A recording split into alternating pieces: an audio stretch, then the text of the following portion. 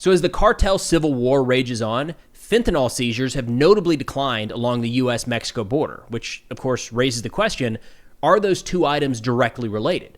Now, to dive down that rabbit hole, we're talking today with Stefano Ritondale, the man behind All Source News and the chief intelligence officer for Artorias. We come out the other side with some pretty wild takes as to how a cartel civil war might actually benefit the United States. So bear with me. Now, be sure to follow Stefano across all social media platforms that will be linked in the description below, as well as his YouTube channel, where he has promised to start doing some cartel map updates here in the next couple days. We'll be sure to pressure him on that one. With that, let's get to the conversation. All right, Stefano, thank you so much for coming back, man. Always interested to get a little cartel update.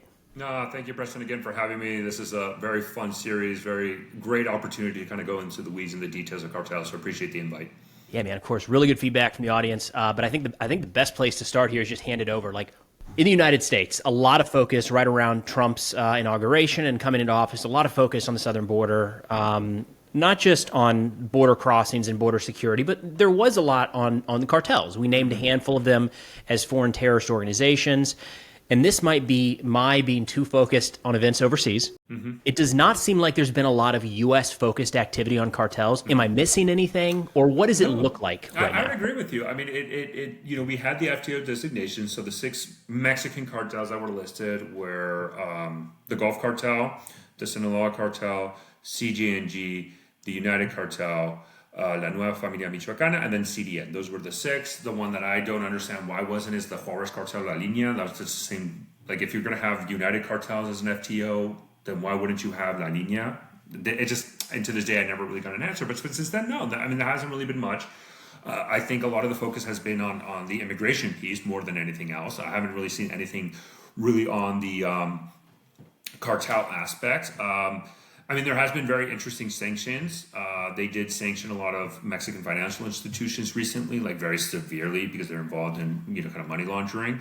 So we are continuing to, but I would say that's kind of like a continuation, or maybe you can maybe make the argument that's a little bit more aggressive, but really a continuation of just, however, from the Biden administration, the first Trump administration, all the way back, the same level of operations and how they've been doing it. I haven't really seen much change from there. Clearly, the United States, maybe if anything, did expand a lot of the collection along the border, but we haven't really seen much more than just what we've historically already seen in the United States. And I have not seen any indication that the Trump administration has even a desire to do military operations against cartels in Mexico or anything. I think they really want to just say, okay, this is Mexico, you do it. And I think the Mexican government knows how to play favors with the U.S. to ensure that the political pressure on them from the U.S. is kind of reduced, and I think that's what we're seeing. But I'm not seeing any indication of unilateral military action anytime soon. Now, that's not to say nothing's happened on the southern border. We've seen, I mean, I'm going to get the number wrong, but upwards of 10,000 U.S. troops have been deployed, and we're seeing them put up fences, checkpoints, roving patrols. Like, that is significantly more than has ever happened in, I think, my lifetime in terms of securing the southern border. We had talked last time about that having an impact on cartel smuggling operations for human trafficking, but you were mentioning just before we hit record about that effect on fentanyl as well and what that's doing with the cartels. Yeah, so this is something that I think the Washington Post, and I said this with Havoc in his episode, and it's just something that I think people miss the point. So the Washington Post released an article saying, we're pushing forces to the border, but drug seizures are actually down, specifically fentanyl. Fentanyl seizures have gone down. I just tweeted about this recently. And I think people were making fun, like, oh, the reason why they're down is because we secured the border. And look, again, not getting into the politics of it, but it's like, well, if we have more forces along the border, drug seizures should go up, right? That's the thing. That's what should be happening, right? We should have an increased level of drug seizures in the United States along the border, specifically maybe. Now, again, the vast majority of drugs that come into the United States are through ports of entry, right? So why are drug seizures going down when we have much more focus along the border? And I've heard a lot of explanations. I think one of them was political pressure from, the Mexican government felt political pressure, so they're really trying to do it. Look, we've seen these types of political pressure in the past and haven't really seen a dent in the amount of drug seizures in the United States. So that's one. There could be an argument that maybe fentanyl is not much of a priority anymore for cartels. I mean, they still push it, but maybe it's not as much. I haven't really seen any indications of that. That's they're still going to push it, because we've even seen record drug seizures related to cocaine outside of the U.S., more like in the international maritime routes, both in the Pacific and the Atlantic. That has just been skyrocketing, the amount of drugs that law enforcement have been able to seize. So, but going back to like, why are drug seizures going down? And nothing can give me an explanation from either historical context or that really hits the point. The only thing I can think of that makes sense to me that would explain the drop of fentanyl seizures in the United States is the Sinaloa cartel civil war. That's the only thing that makes sense, right? Because Los Chapitos were one of the main, if not the main pusher of fentanyl into the United States. 100%, right? Ivan Archibaldo, I've said this before and I'll say it again. You want the poster child of fentanyl crisis in America from a cartel perspective, it's Ivan Archibaldo. That's the face. That's the one you want. That's why Chapitos was a huge focus in the Biden administration. The Sinaloa cartel civil war, I think, has severely impacted Los Chapitos' abilities to manufacture and push fentanyl into the United States, because they just lose territory. They're getting fought by multiple fronts. They just don't have the resources or the capability to do it. And I think that's the only thing that makes sense. And even you can even look at kind of the data and kind of the drops and stuff, and it really started to go down. The drug seizures go down when Los Chapitos started to lose more and more territory, more and more influence. That's when we really saw it go down. And I think that's why. It's the only logical explanation. But then it goes back to this issue from an American policymaker perspective when we're talking about Mexico, right? I think that there needs to be an understanding that a lot of the dynamics that impact cartels are internal to Mexico, not necessarily what we do policy-wise in the United States, right? The drop of fentanyl into the United States really can only be explained because of a cartel civil war, right? Not any 1, 2, or 3 specific policies that the United States has put into place. Because if you look at prior to the Civil War, and if we use the same, there was political pressure, we saw Mexican government in 2024 and 2023 really prioritize narco labs in Mexico and seizing hundreds and hundreds and hundreds of narco labs across Mexico. But that didn't necessarily translate to a drop of fentanyl across the border, even though there was a huge focus on that, right? The Biden administration and then the Trump administration really expanded MQ-9 drones overflying Mexico specifically to find these drug laboratories. But when did we see the drop of fentanyl seizures across the border was really when the Chapitos were getting a beating. And I think they don't have the ability to fight a war and push as much drug as they used to because of what's going on in Sinaloa. So this is going to be dark. Bear with me. If we're looking at a civil war being the most likely indicator to a drop in fentanyl in the United States, does that mean that it might be in the United States' best interest to foment cartel civil war? Literally, look, I said this is my conspiracy theory, if I may. Fire away, man. Let's do it. Yeah, this is the internet. Let's do it. This is my conspiracy theory. I think that the Civil War was from a conspiracy theory perspective, that was the goal. They wanted the Civil War. Again, when the Biden administration captured Miles Zambada, they didn't send SEAL Team 6 after him. This is the irony. If the United States would have sent SEAL Team 6 to either capture or kill Miles Zambada, it would have been less dramatic and problematic than what's going on now. And I've alluded to this in previous episodes with you, which is there's even a part of me, even with the Mexican government perspective, because they can be like, oh, national sovereignty, of course, that's important and all that. But at the end of the day, they can always look at the cartel and say, oh, well, it was Uncle Sam. Sorry, guys, what are we going to do? It's JSOC. We weren't told. It's JSOC, right? And it gives the Mexican government almost as this plausible deniability in a way, right? If there's a concern of retaliation. But they didn't do that. How they did it is they turned one of El Chapo's son, a leader of Los Chapitos, into an informant, tricked the father, Miles Zambada, the most powerful drug lord, into the United States, and they captured both of them and threw them into prison. And so of course, civil war was going to happen. Mayito Flaco was going to declare war on Los Chapitos because of this. It was the ultimate betrayal. And it goes back to the problem set, right? Where I talked about the differences between how the U.S. views cartels and Mexico. U.S. national security, Mexican national security. U.S. national security, weakened cartels stop drugs coming to the United States, specifically fentanyl, because of the amount of people who die because of it. Mexican national security, we want violence to go down, right? This is a perfect example where they're not matched, right?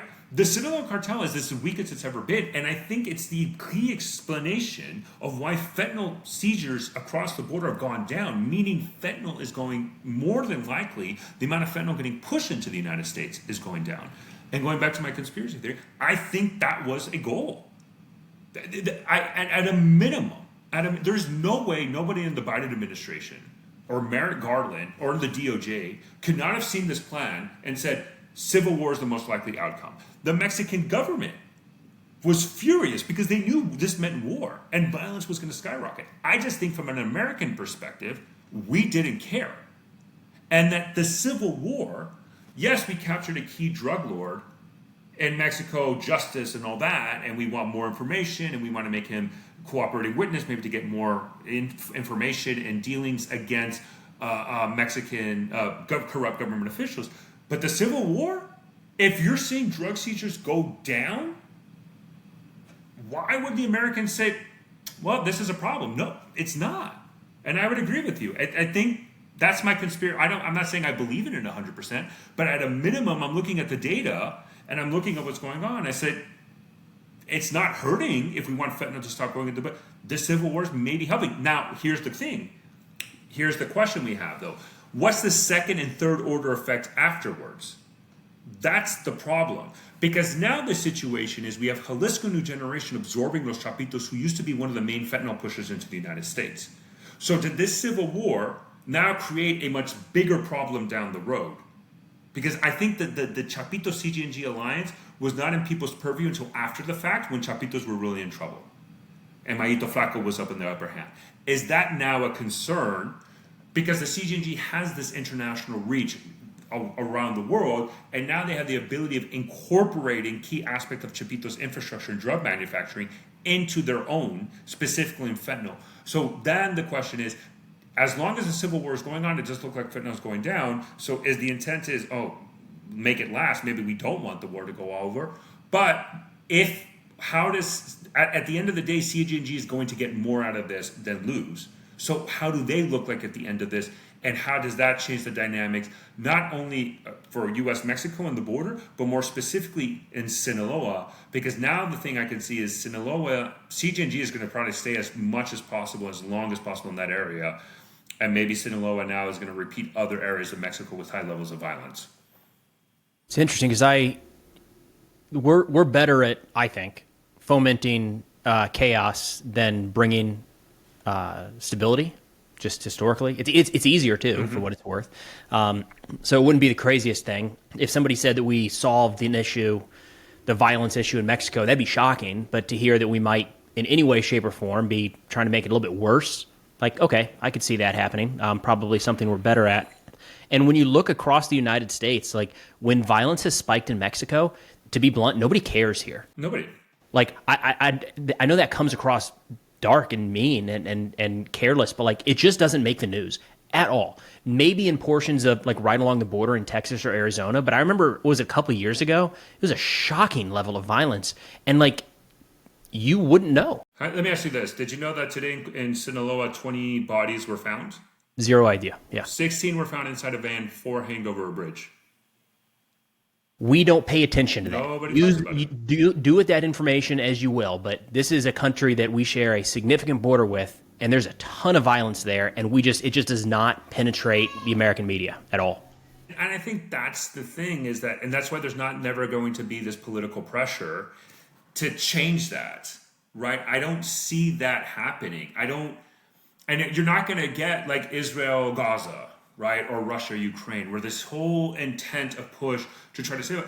Because again, look, I'm not saying, again, I said it was my conspiracy, then that's it. I'm not saying it was the goal. And like if I'm now putting more of my analytical hat, no.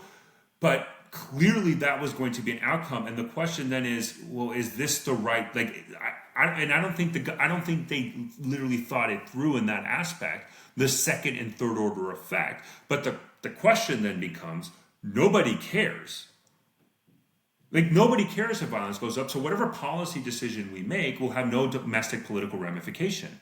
And if anything, you could point to this as a success, right? Because fentanyl's down. Exactly. Fentanyl, like, if we're going to assume that the reason why there's a drop of fentanyl seizures across the border, especially because more military personnel specifically are at the border, the only either two things: either they're much better at smuggling it, could be, or it's because it's going down. And if it's going down, then we have to look at the other options. Mexican, more successful. We've seen this in the past, not a drop, right? So that means they're pushing less. Well, then why are they pushing less? Well, the only logical thing is the Sinaloa cartel civil war, right? So win. Hey, this is a win. And then you look at Sinaloa, and it's, again, today, 20 bodies found, 16 in a van, 4 hung on a bridge, and it was the narco message was put on a van directed at Senor Ivan Archibaldo, the leader of los Chapitos, right? Meaning that the people that were killed were probably Chapitos, and the group responsible was Maito Flaco. Nobody's talking about it. Nobody cares. Now, imagine if 20 bodies were found in the United States or anywhere else around the world, for the most part. It would make front page news. Not saying there would be domestic political pressure, but and then I think this actually goes back to this earlier conversation when we talk about narratives of cartels and how they do that. I think there's for years and years and years, it's also an attempt to normalize it, and they've succeeded in that, because now there's not going to be even the political pressure inside of Mexico to change the situation on the ground, right? So why did the Tijuana cartel way back then be obliterated by both a combination of U.S. and even Mexican law enforcement cooperations? Like, why? Because of I think it was a bishop was assassinated in Mexico in a case of mistaken identity, right? That caused an uproar in Mexico. It was the Tijuana cartel. The Mexican federal government said, we have this political pressure, we have to respond, right? What political pressure is there inside of Mexico? So, right, we're talking about this even from the United States perspective. In Mexico, people talk about the violence, don't get me wrong, and there's political, and they try to figure it out. But we're not ever going to see, I haven't seen this uproar in the sense like that in going out a specific group. Now, a lot of it is because of corruption inside of Mexico. But what I think the cartels have always tried to do in many ways, and they have a lot of options and a lot of messaging, but one of it's normalizing it. So, and when it's normalized, it gives them the opportunity to do it more and more and more and more without a concern of a political pushback. Again, these are businesses, but obviously they still operate within some construct of public opinion, and they do care about. That's why during the Mother's Day in Mexico, we see cartel members handing out gifts to mothers for Mother's Days, and up armored vehicles, weapons. They pull out to a town and they hand out gifts to mothers during Mother's Day, and then they release that in social media to kind of show like, oh, see, we are here to protect the people. But the normalization of violence in Mexico and the lack of focus on that outside of Mexico, because in Mexico they cover it, but outside of it, I don't think there's ever going to be a significant change because of it. All right, so we're back as we were wrapping up, and Stefano dropped like this bomb of, this knowledge bomb on exactly what the issue is here with the Civil War. So take it away, man. And yeah, I don't know why we missed I know, this dude. This is so. We were talking, and I was like thinking, in the background, okay, the Sinaloa cartel Civil War. And we were going back to, there's not going to be really any political pressure in the United States because, again, fentanyl was down. Who cares that violence goes up? So then, but from the Mexican side, it just clicked on me, wait a minute, here's the political pressure, because there is political pressure in Sinaloa, right? Because of the violence. At least the Mexican government feels it. The state government feels it. So it kind of expands on this aspect of the Civil War, because the Civil War not only is going to weaken it, but it causes violence to get so high inside of Sinaloa that now there's a political pressure on the Mexican government to respond to it, and as such, they're going to go after los Chapitos because they were the weaker one of the two and the ones that caused the Civil War. And the domestic political pressure, because violence goes up, forces the Mexican government to go after los Chapitos, right? So that extradition causes violence to go up. Now you have domestic Mexican pressure on the Mexican government to go after those Chapitos and more. So now they're getting hit from all aspects. And it kind of reinforces this aspect of why we did this and why it might have, again, within the conspiracy theory realm, why it would have been beneficial for the United States to cause the Civil War to happen. Because in a multiple front, they can go after those Chapitos, who were the guys who sent all the fentanyl into the United States. Now there's political pressure inside of Mexico. Go after those Chapitos, and from an American perspective, it's a win-win. All right, well, that was incredibly dark, not all that unexpected given the subject matter we're getting into, but let's back out a little bit, kind of big picture. What's happening with the cartels right now? Since the last episode we did where we were talking about this interesting alliance, right, between Los Chapitos and Jalisco New Generation, a lot of, that has kind of still been the same. One of the main differences now from there is we've definitely seen Jalisco New Generation push a lot of forces into Sinaloa, which Sinaloa has always been, as the name implies, the heartland of the Sinaloa cartels. And Jalisco New Generation really never had a presence there, or a very significant presence, if anything, very small, and probably not even in non-existence for the most part, right? That has changed drastically. That we have seen a very drastic change in the amount of Jalisco New Generation personnel now in Sinaloa. That is clear, which is a very interesting aspect where I think it kind of reinforces the point that the CG&G Chapito alliance, from a CG&G perspective, they had nothing to lose. And if anything, now they have expanded amount of influence into an area that they historically did not. And now that's kind of the key aspect, right? We're also seeing Jalisco New Generation fighters active along the border of Sinaloa and Durango. Durango is a very, very, very, very strong Mayito Flaco, specifically one of their allies called Los Cabreras.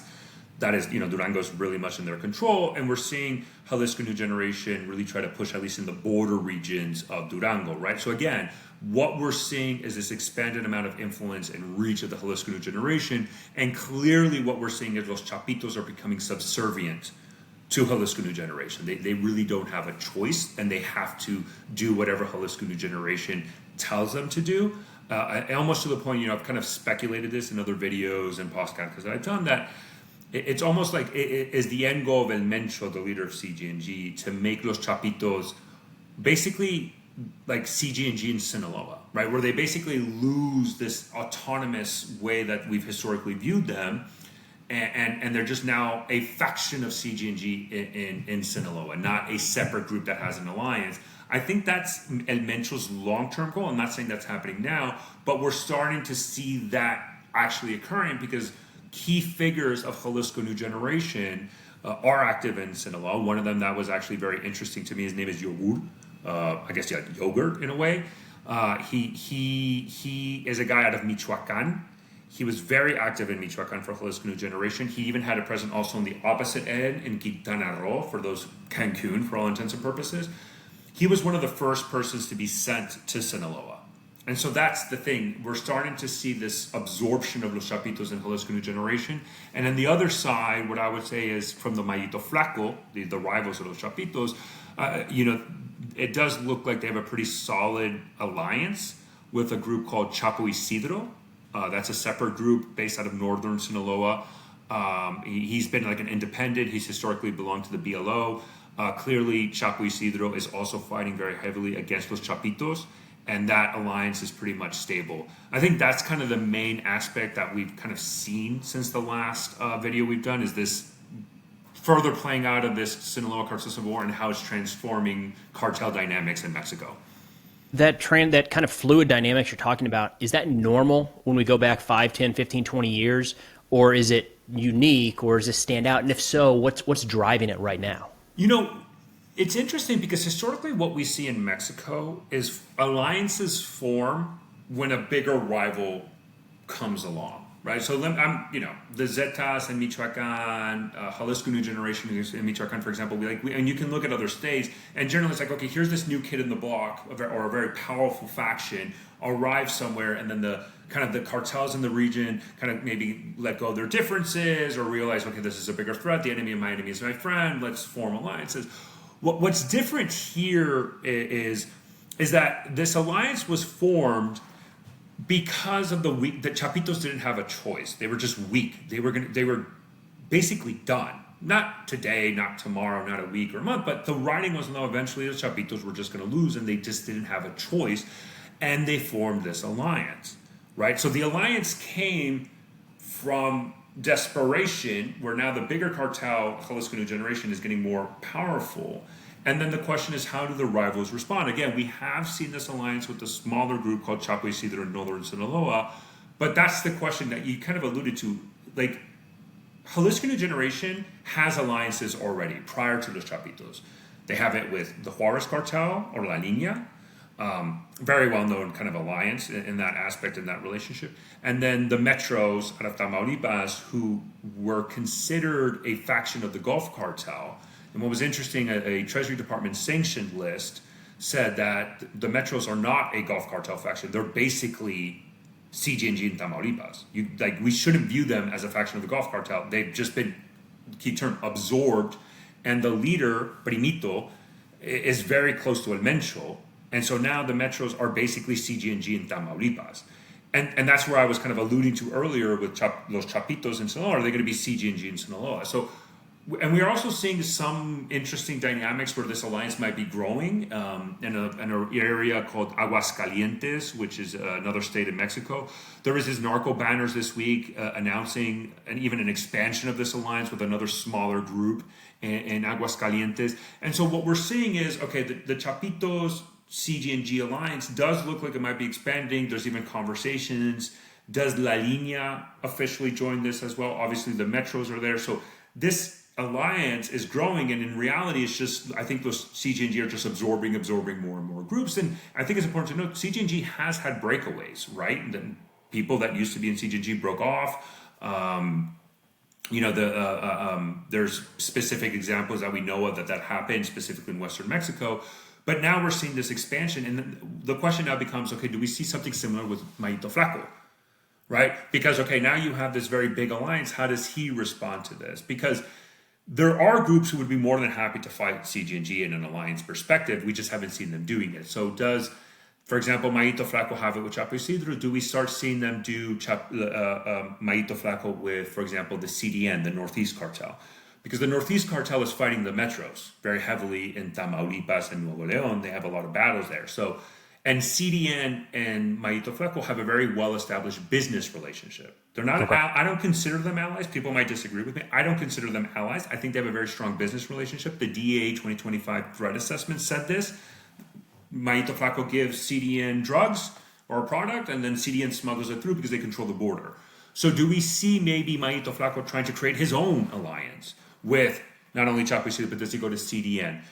CG&G is fighting heavily in Michoacán against Carteles Unidos, the United Cartels. They're fighting very heavily against La Familia Michoacana, right, in Michoacán, and maybe we might even see this in Guerrero.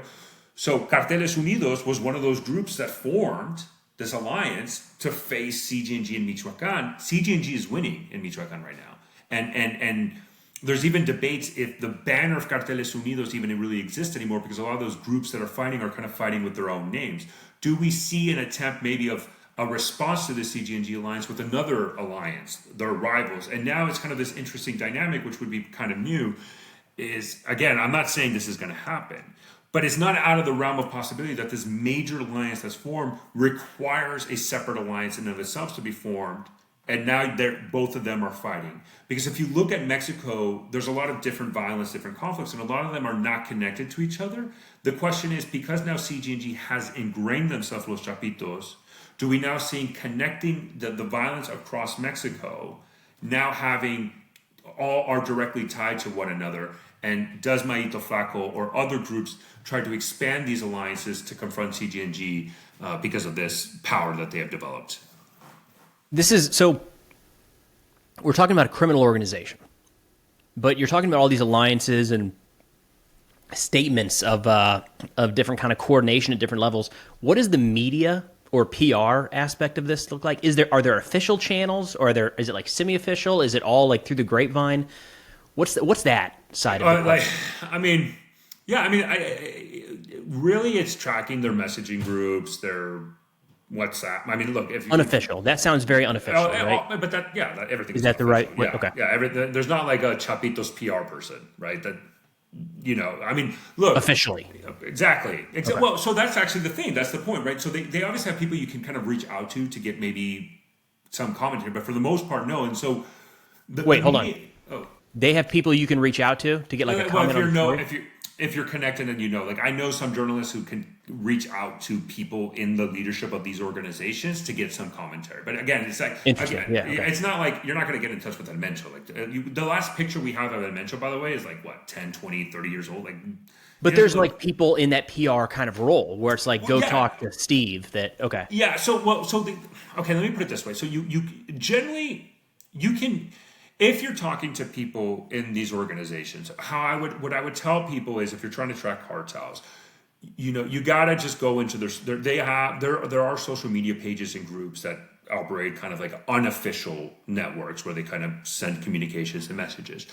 Generally, the PR that we see is the narco banners and the video statements they release. When you say banners, what is that referring to? Like the messages where, like, here's a dead body, and they have like a whole, like genuinely a banner across the street or something. Actually, okay. Actually, if I may, while we're here, I mean, here's one. Right. Have those made their way to social media? That seems like an easy jump onto. Yeah, that's because they lead them there. I mean, I'll see if I can find it. I mean, actually, here's one. I mean, here's a perfect example. I don't know if you guys can see it, but that's like the typical ones that they have right there, where it's like, oh, here's a banner, and some of them, and actually, it's funny. We were talking about them before we recorded. Guaso from Borderland Beat, great source, great news article, news magazine online that does a lot of research on them. One of the things that him and I and even other contributors and other observers notice, like the professionalism of these banners, because some of them are just like Sharpie, and some of them, like, you're like, Jesus, where did you learn grammar? Like, can you, like, how do you don't know how to spell? There's no grammar, but it's like very rudimentary. They just write a message and like, sorry, like, chinga tu puta madre, blah, blah, blah, and they just go on and on. You're like, okay, there's not really a message, and it's very poorly done. And there's others that are clearly, they have a machine, they put effort, they make sure it's very professional. The message they're trying to get across. Exactly. And so there's various aspects in cartel messaging and how they do it, either very rudimentary, basic, some of them are more sophisticated. Same with videos. Another one, so you have the banners and then the video statement where you have these cartel guys always with their face covered, and they release a video statement. Some of them are very basic, like very poor recording phone. They do it and then they upload it. And some of them are like video edited with the CG&G logo, like here's a fire. And so you have this whole gambit of different areas. That's generally the messaging, how you get it through. So you track these social media groups, you track these messaging groups. That's how you generally are going to get the first indication of something is going on, unless you have a direct line, which a lot of journalists might have, to certain leadership actors, certain people, that then they can get commentary. But what I would say with that is, I mean, a perfect example is this guy, his name is Mini Leak. He used to be very connected to Los Chapitos, and then he started to give a lot of information to journalists to kind of bash Los Chapitos because he lost, good standing with them. And so he did this. And I remember when people were talking, and even before it was public, the name already came out that he was the source, right before it was publicly announced. And even I was like, we got to be careful with this guy, because clearly he has a messaging attempt, right? He wants to push a message out. And that's what these cartels also do, especially if they start reaching out to journalists or they leave stories out there for journalists to do. It's like they do this from an information warfare aspect. It's propaganda. Both politicians in a way, right? Yeah. I mean, it's everywhere, from narco banners, video statements, stories they leave in the press, even the videos they upload that I then upload to mine.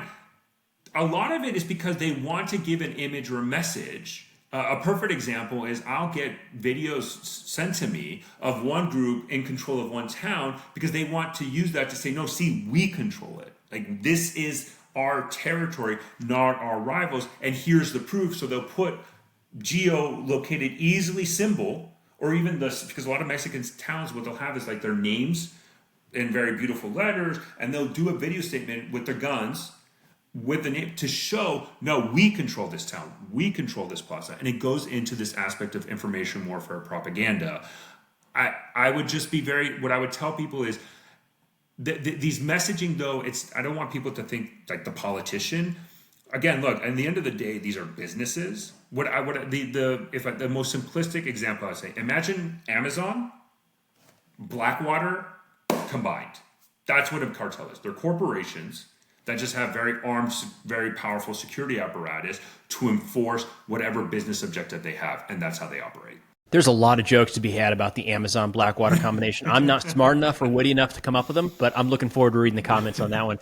Speaking of the comments, by the way, let's bully Stefano. We were talking before we hit record. He said he wants to do more long-form YouTube, and I did not know that there's actually like a cartel tracking map. And I'm trying to pressure him into just do a video talking about map updates. Like, here's what happened in this part of Mexico. And he said he's thinking about it. So let's pressure him. I'll link his YouTube in the description and the pinned comment. And when you go over there in the next couple days, if it's not there, we're going to cyberbully him. So if I may just shout out to the account, phenomenal account for everybody there. His name is Active Cartel Map in Mexico. We'll link that too, yeah. Yeah, formerly known as Twitter. Go to his profile. It's the Google link. Click it. That is the best cartel map in existence. This guy does an amazing work. Highly recommend you guys give him a follow and check it out. And a public deadline here of 48, 72 hours, there will be a Stefano video running through how to use the map. It's a lot, man. I really appreciate it. I know the audience appreciates you kind of keeping us up to date here. You're killing it over on TikTok right now. I love what you're doing there. Of course, on X. We'll link those in the description below. Anywhere else that people can find you. YouTube, Instagram, Artorias. Yes. Our company, yeah. Yes. No, it's Preston, it's great. You know, I just would tell people that, look, Mexican cartels is a very difficult thing to cover. I find it hard. I need to ask people. I do it, but I appreciate you asking me these questions because really, I think this is the only venue where we can talk about the complexity and why it matters. In the end of the day, people are dying because of it, and I think it deserves more attention than it's getting. So thank you so much, Preston, for having me and for allowing me to represent Artorias as well. Of course, man. We'll do it again here soon. All right, so thank you again so much to Stefano for coming on. Always a really, really interesting conversation into an area that I'm just not paying all that much attention to. And every time we talk about this stuff, I realize just how much I don't actually know about what's going on, quite frankly, just across the border to our south. So, of course, be sure to follow Stefano at all the links in the description below. But that's all we got for now. Thanks for watching, and I'll see y'all next time.